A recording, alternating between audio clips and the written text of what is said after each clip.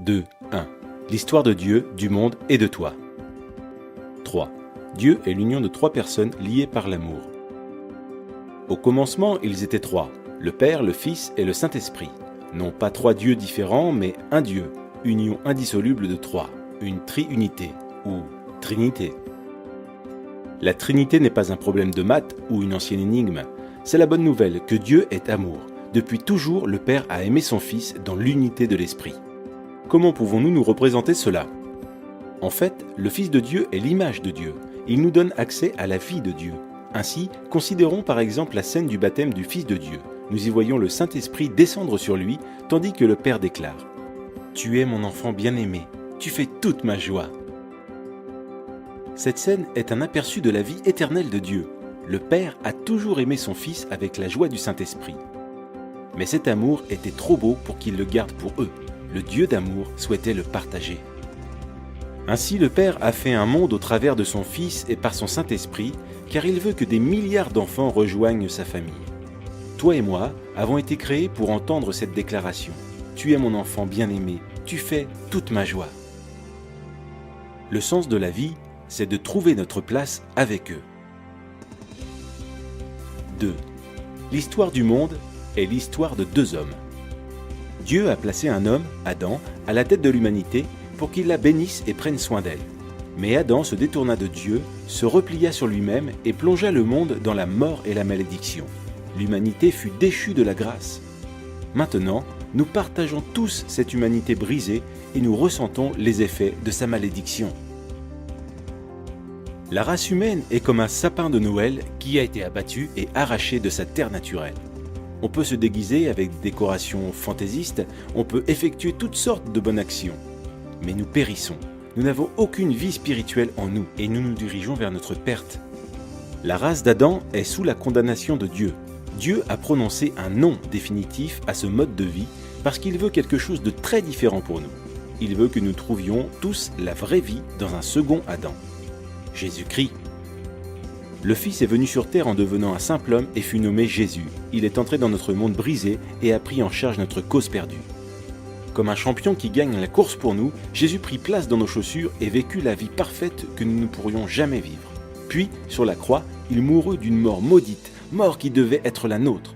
Mais en faisant cela, il prit la nature maudite d'Adam et l'anéantit. En effet, 3 jours plus tard, il revint à la vie, avec une vie vraiment nouvelle, là où il n'y a ni mort ni malédiction. Il nous invite maintenant à entrer dans sa vie et dans sa famille. 1. Tu fais un avec Adam. Feras-tu un avec Jésus ? Par notre naissance, nous faisons un avec Adam. On dit bien tel père, tel fils. C'est pourquoi nous partageons aussi sa nature égoïste, sa mort et sa malédiction. Unis à Adam, nous n'avons pas de vie en nous-mêmes et aucun espoir pour l'avenir. Mais Jésus vient pour offrir une incroyable union avec lui. Telle une branche de sapin de Noël, nous pouvons être coupés de l'arbre Adam et greffés à l'arbre Jésus-Christ. Pensez aussi à une autre image d'union. Nous pouvons faire un avec Jésus comme dans un mariage. Imaginez un mariage entre un prince et une mendiante. Elle est sale et pauvre, avec un nom honteux et un avenir sans espérance. Pourtant, le prince l'aime et s'offre à elle dans le mariage. Dès qu'ils sont unis, que se passe-t-il ? Le prince prend toutes les dettes de son épouse et elle reçoit toutes les richesses de son prince. Il couvre son nom honteux et lui donne son nom. Elle est invitée dans sa vie, sa famille et son héritage. Grâce à son prince, elle peut appeler le roi papa. Et tout cela grâce à leur union conjugale. C'est exactement la même chose avec Jésus. Si nous le recevons, tout ce qui est nôtre, notre péché, notre malédiction deviennent siens. Il paie le prix de tout cela sur la croix. Et tout ce qui est sien, sa justice, son héritage, deviennent nôtres. Si nous faisons un avec Jésus, dès maintenant nous sommes adoptés dans la famille. Son esprit devient notre esprit, son Père devient notre Père. Nous appartenons à ses frères et sœurs dans l'Église, nous prions le même Père et l'entendons exprimer son amour pour nous par ses paroles. Tu es mon enfant bien-aimé, tu fais toute ma joie. Ce sont nos privilèges maintenant. Et quand Jésus reviendra, nous participerons aussi à sa vie physique et immortelle. Il ramènera nos corps à la vie et créera un monde nouveau, juste et droit.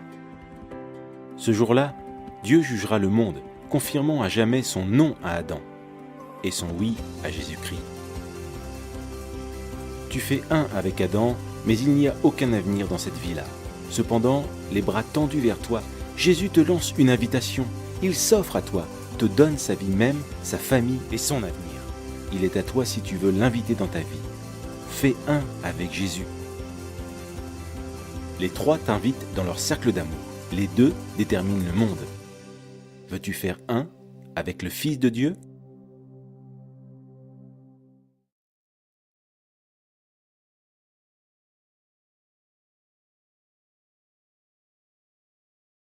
Gloire au Seigneur. Permettez-moi de rendre le témoignage. Je suis votre frère. Après tout, je me nomme Koné Issouf. Le pasteur même m'a déjà dévancé. Il m'a déjà présenté tout. Mais vous savez, la personne la plus importante par rapport à ce programme-là, c'est Jésus de Nazareth. Moi, j'ai coutume de dire, je n'ai aucune valeur. C'est Jésus qui est quelque chose. Alléluia. Je suis né ici, à Trècheville, à Abidjan. C'est là que j'ai grandi. Quand j'ai eu l'âge de 5 ans, mon père m'a pris, il m'envoie dans une école coranique à Trècheville, à l'avenue 2, chez un certain Malik, d'antan, à l'âge de 5 ans. Donc j'ai appris ce que c'est que le médersa. Si vous voulez, c'est un peu l'équivalence de l'alphabet française. Donc après cela, après avoir fini de passer les 2 ans, j'ai eu 7 ans. Mon père aussi a jugé, bon, maintenant il s'est dit, bon, il voit qu'autour de lui, toutes les familles envoient les enfants à l'école. Donc pourquoi pas lui? Et il est allé m'inscrire à l'école primaire EPP régionale à Trècheville. C'est là-bas que j'ai fait le CP1 jusqu'au CM2. Et par la grâce de Dieu, quand j'ai obtenu mon entrée en 6e, j'ai été orienté au collège d'orientation de Trècheville. Maintenant, qui existe sous une autre appellation. Ça s'est érigé maintenant en lycée moderne de Trècheville. Dans le temps, il y avait l'internat. Donc j'étais interné dans ce lycée-là. À mon temps, qui était un collège. Gloire au Seigneur. Donc j'ai fait la 6e, la 5e, la 4e et puis la 3e là-bas. Et par la grâce de Dieu, j'ai obtenu mon BPC. J'ai été orienté au lycée technique d'Abidjan, à Cocody, qui existe encore aujourd'hui. Je n'étais pas mauvais élève quand même, il faut dire amen. Je n'étais pas mauvais élève. Ah bon, gloire à Dieu. Je n'étais pas mauvais élève, il était même très brillant et puis il était têtu. Gloire à Dieu. Alléluia. Et donc j'ai fait la seconde, j'ai fait la première, j'ai fait la terminale là-bas. Et par la grâce de Dieu, quand j'étais en terminale, vous savez, dans le temps, lorsqu'on était à l'école, en face de nos professeurs, d'aucuns avaient coutume de nous poser des questions en disant, par exemple, toi, qu'est-ce que tu souhaiterais devenir demain? Il y en a qui disaient médecin, d'autres disaient, je ne sais pas, gendarme, d'autres disaient pompier, d'autres disaient docteur, d'autres disaient professeur, d'autres disaient pilote, merci, tel que moi. Et moi, à mon tour, j'étais tellement fasciné par l'avion, je me suis dit que mon souhait, mon désir était de devenir pilote d'avion. Donc j'étais tellement content parce que j'avais aussi fait une série scientifique, par la grâce de Dieu. Et donc, après le cours, je suis allé trouver mon père. J'ai dit à mon père que, je ne comprends pas, à l'école aujourd'hui, on nous a posé la question de savoir qu'est-ce que tout un chacun souhaiterait devenir demain. Moi, je lui ai dit, franchement, moi, je souhaiterais devenir pilote d'avion. Mon père m'a dit, mais il n'y a même pas de problème. Arrange-toi seulement, si par la grâce de Dieu, tu as ton bac, on va tout faire. Puisque ton grand frère, l'aîné de la famille qu'on appelle Koné Salif, lui, il était déjà en France depuis plus de 12 ans d'antan. Donc mon père m'a dit, si tu as le bac, on va tout faire pour que par la grâce de Dieu, tu puisses partir au niveau de la France. Quand j'ai entendu cela, ça m'a encore plus motivé à travailler davantage. C'est pas j'ai entendu, si j'ai le bac, on va m'envoyer en France, comme si on dirait la France était le paradis. Aujourd'hui, même si on me donne milliards, je ne vais même pas aller là-bas. Alléluia. Je préfère aller en Israël, pour aller voir la tombe de mon Seigneur, pour aller goûter l'orange d'Israël, pour aller mettre mon pied dans la mer morte, là-bas. Toutes les personnes qui vont en Israël, là, quelle que soit leur maladie, quand elles entrent dans la mer morte, là, elles sortent guéries. Parce que Jésus a lavé seulement sa main, seulement des dents. Hé Jésus, toi-même tu es quelque chose, tu es trop puissant. Alléluia. Je préfère aller en Israël. Alléluia. Non, Jésus, je l'appelle le spécialiste des cas impossibles. Gloire à Dieu. Et donc, étant à l'école, nous sommes allés, par la grâce de Dieu, on s'est présenté aux épreuves du baccalauréat. Et puis, paf, par la grâce de Dieu, j'ai décroché mon bac. J'étais tellement content que quand on nous a libérés de l'école, ça coïncidait avec les vacances, je fais appel à mon père, je lui dis, papa, vraiment, j'ai eu mon bac. Mon père, depuis Ferké, a commencé à manifester sa joie. Il a dit, mon fils, il n'y a pas de problème. Donc, attends-moi, je vais prendre le temps pour mettre certaines choses au point, et puis par la grâce de Dieu, d'ici 2 semaines, je vais te rejoindre au niveau d'Abidjan. 2 semaines écoulées. Mon père arrive au niveau d'Abidjan, ma mère était restée là-bas. Il se rend au niveau de la cour familiale. chez nous à Trècheville, derrière l'église catholique Sainte-Jeanne d'Arc.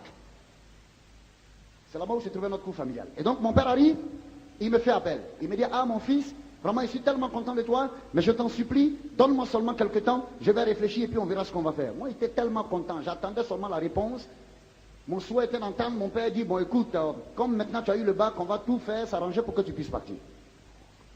Mon père part, 2 semaines après il réfléchit, il vient, il va s'asseoir dans le salon, il m'appelle, il me dit, mon fils, viens t'asseoir, nous allons parler. J'étais tellement content, je m'attendais à la bonne réponse. Mon père vient, il me dit, mon fils, j'ai tellement réfléchi, je crois que ce qui est bon pour moi. Regardez comment il me parle. Il ne tient pas compte maintenant de mon désir, mon souhait à moi, de mon devenir. Il me dit, ce qui est bon pour lui, il souhaiterait que moi je devienne homme de Dieu. Et quel genre d'homme de Dieu?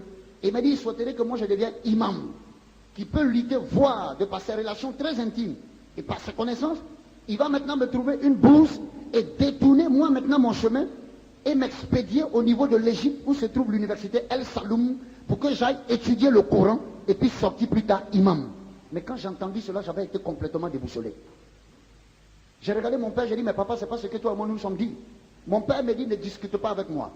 Vous savez tous que l'une des caractéristiques de l'islam, c'est que l'enfant doit se soumettre à la volonté de son père. C'est bon, c'est pas bon, il est obligé de se soumettre. Mais permettez-moi de vous révéler quelque chose. Lorsque vous lisez la Bible dans Genèse 16, vous allez voir que le même Ismaël, Dieu était tellement juste que, après la prophétie que Dieu a permis de faire ressortir concernant Isaac, Dieu devrait aussi prophétiser sur la vie d'Ismaël. Mais vous allez voir que concernant Ismaël, Dieu va dire que ta main s'élèvera contre tous et tu seras comme un âne sauvage. Et Ismaël est le père fondateur de l'islam. C'est pourquoi ne vous laissez pas étonner par le caractère violent des musulmans par quelque part. Ce ne sont pas des critiques, mais c'est des recherches pures et vraies. Alléluia. Gloire au Seigneur. Et donc mon père détourne ma voix. Je n'étais pas du tout content. Il m'a dit, mon fils, ne discute pas avec moi. Je lui ai dit, bon, ok, papa, j'ai compris. À peine j'ai dit, j'ai compris, il met la main dans la poche, il prend un billet de 5 000 $, il me dit, rapidement, va me prendre ta photo d'identité. D'ici une semaine, j'irai voir ton oncle Traoré là-bas quelque part au niveau de la sécurité, et puis on va confectionner, comme on appelle, ton passeport. Et puis tiens-toi bien, je fais appel à ta mère. D'ici 2-3 jours, elle va quitter Ferké, puis elle va venir. J'ai dit, dans mon cas, j'ai dit, mais ce vieux-là, mais je ne le comprends pas. Je prends l'argent, je vais prendre mes photos d'identité, je viens et donne à mon père. Mon père sort, paf, il va confectionner mon passeport. Une semaine après, il prend mon passeport, il vient et me dit, bon voilà ton passeport, donc maintenant il faut t'apprêter. Le lendemain, paf, ma mère arrive. Je vais trouver refuge à côté de ma mère. J'ai dit, mais maman, fais quelque chose, ton mari là, moi, il ne le comprend pas. J'ai dit, mais il faut excusez-moi, hein, pardonnez, alléluia. À vous aussi, c'est quoi même? Alléluia. Donc je vais à côté de ma mère, il dit pardon, il faut faire quelque chose, il faut parler à ton mari. Hein, il a changé de situation là. Mais ma mère, où? Elle ne pouvait même pas dire un mot. Elle me dit, ah tu le connais, c'est ton papa. Oh. Moi si sa femme, moi je suis obligé de se soumettre. Et regardez un peu le comportement. Moi je ne peux rien dire. Donc mon fils, la seule chose que moi je te demande, fais tout, il faut obéir à ton père. Je dis bon, il n'y a pas de problème. Je dis toi aussi, toi, moi je comptais aussi. Et toi aussi maintenant tu me vends chez ton mari. Et donc, mon père arrive, il me dit, bon, il faut t'apprêter, hein. Je crois que tout est rentré dans l'ordre. J'ai donné l'ordre là-bas, puisque même j'ai mes anciennes connaissances là. Un certain Seydine, quand tu vas arriver en Égypte là-bas, il va t'accueillir. Mon père me dit, attends-moi. Mon père me laisse, il sort, il va au grand marché de Trècheville, pas le nouveau grand marché qui a été construit, l'ancien d'antan. Mon père s'en va. Il vient quelques 2 heures de temps après, et il a une grosse valise. D'après lui, il allait payer mes effets. Il arrive, il me dit, voici ta valise. Donc, il n'aura même pas de problème. Quand tu partiras là-bas, tu auras tous tes habits, tout est dedans. Il dit, mais viens voir. J'ai pris la valise, quand j'ai ouvert, j'ai cru que j'allais trouver des costumes, des manches longues, des bons pantalons, jeans, tout ça. Je regarde tous tes grands boubous seulement, c'est Derekeba. Tout est rempli de grands boubous seulement. Vous acclamez le Seigneur. Est-ce que vous avez dit d'acclamer le Seigneur? Moi, je ne suis pas content. Alléluia. Amen, que Dieu vous bénisse. Donc quand j'ai vu, je sais qu'il ne pouvait pas parler, parce que si il parlait là encore, quelque chose allait se passer. Et dans mon cœur, il dit, mais lui, mais quand même, il ne peut même pas payer des manches longues pour moi. C'est des grands boubous de Derekeba, il allait prendre et puis il a mis dedans. Ou bien comme je mets dans une école pour devenir imam là, donc lui déjà, il m'apprête déjà en esprit quoi. Il dit, ok, il n'y a pas de problème. J'ai pris et suis rentré dans la chambre. J'ai pris le temps, j'ai vu tous les complets, j'ai replié, j'ai mis dedans. Le lendemain, je me suis habillé.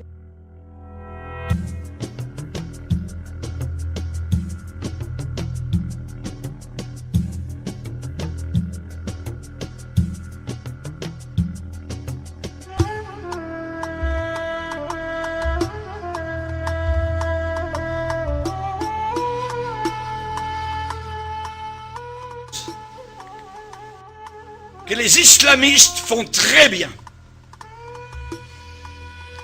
Actuellement, les chrétiens d'Égypte bénissent le Seigneur pour l'État islamiste. C'est parce que l'État islamiste actuellement est en train de montrer vraiment ce qu'est véritablement l'islam. Comme cela, les chrétiens se différencient totalement de l'islam. Ils montrent leur vrai jour, véritable jour. Religion de haine. Un islamiste, il vit dans la peur, continuellement. On peut lui couper la tête, on peut lui couper les mains au nom de son Dieu Allah, qui est un faux Dieu, qui est un démon. Il se regarde le visage dans le miroir, il a peur. Il ne sait pas. Quand il prie, qu'il se met à genoux, il a peur. Il vit dans la peur. Nous les chrétiens, nous sommes véritablement la religion de paix, la religion d'amour. Nous pardonnons. Nous pardonnons. L'islam ne pardonne pas. C'est une religion de vengeance. Le secret d'une vie paisible. Une vie paisible. Nous les chrétiens, nous ne sommes pas des contentieux, nous ne sommes pas des gens de guerre, des gens de troubles. Nous sommes des gens de paix. Nous ne tuons personne, voyez. Nous ne prenons pas les armes. Nous ne sommes pas armés de couteaux pour tuer au nom de notre Dieu, voyez. Nous ne mettons pas des ceintures d'explosifs autour de nous pour faire du mal, voyez, et pour qu'ensuite, si nous mourons dans l'explosion, nos parents, évidemment, se réjouissent de notre mort, parce que maintenant, nous sommes avec des vierges dans des ébats sexuels éternels, là-haut, dans ce paradis de fous, voyez. Non, nous ne sommes pas du tout de cette race-là. Nous avons, nous, le secret d'une vie paisible, l'éternel. Pas Allah, l'éternel. Le nom de Dieu, c'est l'éternel. Ce n'est pas Allah. L'éternel est mon berger. Je ne manquerai de rien. Dans les locaux de ce journal, Charlie, eh bien, il y avait un homme du gouvernement français qui déclarait en disant, eh bien, ces gens-là tuent. Et d'autres, sur le panel, étaient en train de déclarer, oui, mais on peut avoir des gens fanatiques dans d'autres religions, parmi les bouddhistes, parmi les chrétiens, les catholiques, tout ça. Et l'autre, répondant sur le panel en disant, mais oui, mais ceux qui se disent chrétiens ne tuent jamais. Ils ne tuent pas. Ils peuvent être têtus, ils peuvent croire à toutes sortes de folies, mais tandis que les islamistes tuent. Au nom de leur Dieu, au nom de Allah. Nous, chrétiens, nous avons une façon de vivre. Et lorsque des musulmans lisent la Bible, ce qui leur est interdit normalement, arrive à Matthieu chapitre 5, où Jésus dit « Aimez vos ennemis. Priez pour ceux qui vous haïssent. » Le musulman est totalement étonné devant ce que Jésus demande. Parce que dans son livre à lui, nous le verrons durant la conférence, la fameuse conférence, et elle va être sur Internet, ça s'appelle le Coran et le Christ. Ceux qui nous écoutent actuellement peuvent aller voir donc sur Internet le Coran et le Christ, et vous allez voir donc ce que le Coran déclare et ce que la Bible déclare. Si vous descendez dans le Coran, vous descendez dans un enfer. Quand vous lisez la Bible, vous prenez une bouteille d'oxygène céleste, de pardon, de libération. Voyez, Alors que l'intégrisme islamiste, eh bien, assujettit les peuples entiers sous la férule des démons et de Satan.